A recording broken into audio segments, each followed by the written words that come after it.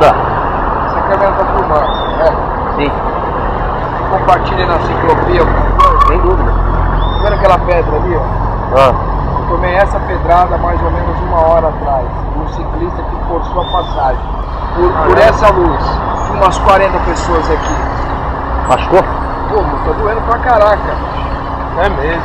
Aí O cara foi lá, pegou a pedra, voltou. Primeiro ele me xingou. Eu falei, amigo, tá fechado o senhor. Porque a galera que vem da Raposo vem direto. Não é a galera que para no farol e Sim. sai devagar. Se ele atravessa, quem tá atrás atravessa também.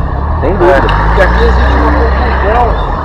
O verde, o cara acha que tá verde com o ciclista, não é? E o cara forçou a passagem. Eu só falei pra ele, amigo, tá fechado o senhor. Fechado pra você, seu filho, ó. É, mas isso, acima de tudo é respeito, né? Cara? Desgraçado, seu, e continuou saindo. E detalhe, ele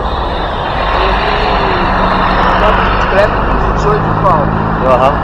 A galera que estava atrás não consegue é maloqueiro não. Então é rico, mal educado ainda, né? Rico e mal educado.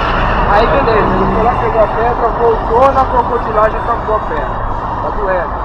Pegou Pesado onde? aquilo ali. Pegou onde? Nas costas. Olha a safadeza, ele pegou outra pedra, foi lá, pegou outra pedra, não satisfeito.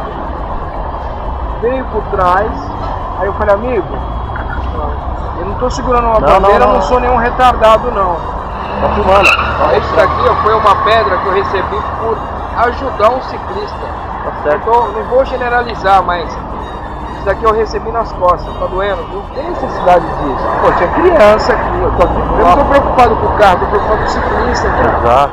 Obrigado. Ô, bro. Pode deixar que a gente... Abraço. Tá?